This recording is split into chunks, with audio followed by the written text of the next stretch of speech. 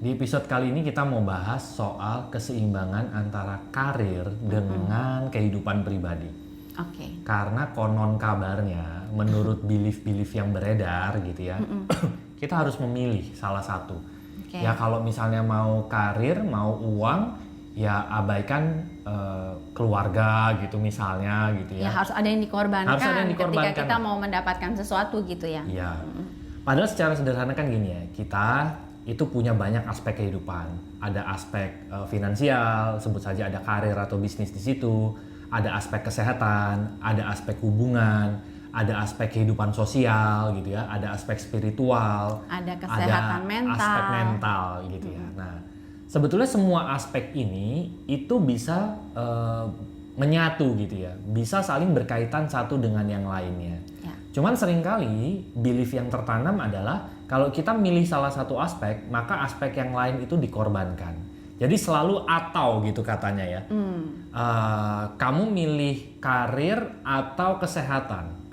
Kamu milih karir Hubungan. atau hubungan gitu. Padahal sebetulnya bisa loh kita nggak pakai atau, kita pakainya dan. Kita bisa punya karir yang bagus dan hubungan keluarga yang bagus juga. Ya. Kita bisa punya karir yang bagus dan kesehatan yang bagus juga. Kita bisa punya karir yang bagus dan kehidupan spiritual yang bagus juga gitu. Nah, sebetulnya ini dimulai dari mana sih belief ini gitu ya? Belief bahwa aspek-aspek itu tuh dikotak-kotakan gitu. Kalau kamu milih aspek ini ya udah aspek ini aja. Jadi di apa tuh namanya ya? Dipotong-potong ya, dipisah-pisahkan antara aspek satu dengan aspek yang lain. Sebetulnya ini dimulai dari kalau misalnya ini adalah kehidupan kita gitu ya. Cara semesta berlaku lah ya, cara semesta berjalan gitu ya. Nah, seringkali kita itu menempatkan aspek-aspek itu di luar dari kehidupan ini gitu kan. Di luar dari aspek apa cara semesta ini bekerja. Oh iya, kalau misalnya kita mau bisnis itu tempatnya ada di luar sini nih. Kita nggak bisa tuh menjalankan bisnis dengan cara-cara kehidupan. Seolah-olah bisnis tuh punya cara kerja sendiri ya. Iya. Di luar cara kerja semesta. Gitu. Konon kabarnya ya sampai ada istilah business is business gitu kan. Ya, bisnis ya bisnis, teman ya teman. Iya, gitu sampai ya. begitu kan gitu ya. Nah, karena kenapa? Karena ini adalah cara kerja kehidupan, bisnisnya itu ditempatkan di luar cara kerja kehidupan gitu. Oke. Nah, hal inilah yang membuat akhirnya kita memilih gitu. Mau bisnis atau mau yang ada di dalam ini. Padahal sebetulnya semua aspek kehidupan kita, mau itu bisnis, mau itu hubungan, kesehatan, kan sebetulnya ada di dalam kehidupan ini ya gitu ya.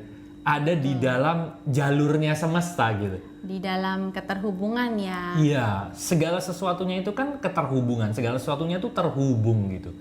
Pada saat kita menjalankan sesuai dengan keselarasan semesta, maka sebetulnya semua aspek ini terhubung gitu. Kita tidak perlu memilih satu dengan yang lainnya.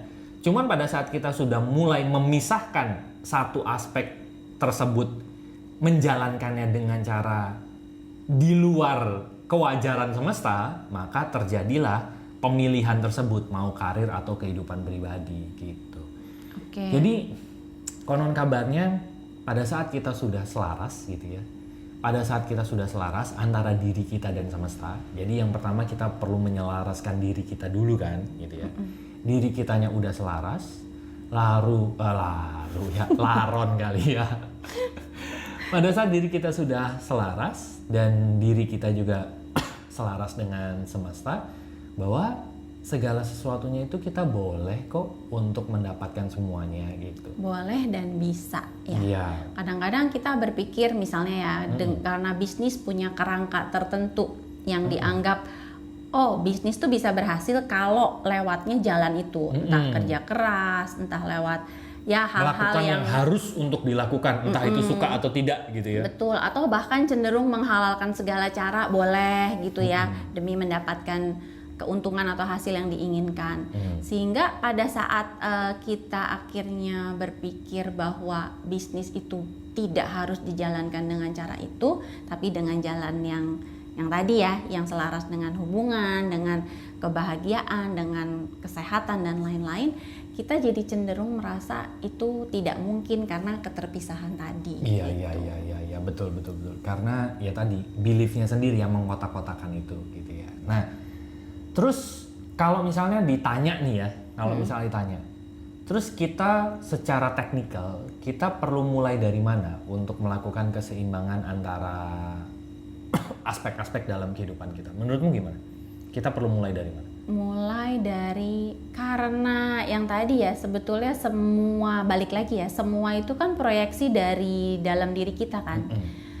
Cara kita berperilaku itu sebetulnya muncul dari cara kita memandang sesuatu. Cara kita memandang sesuatu itu munculnya dari sistem.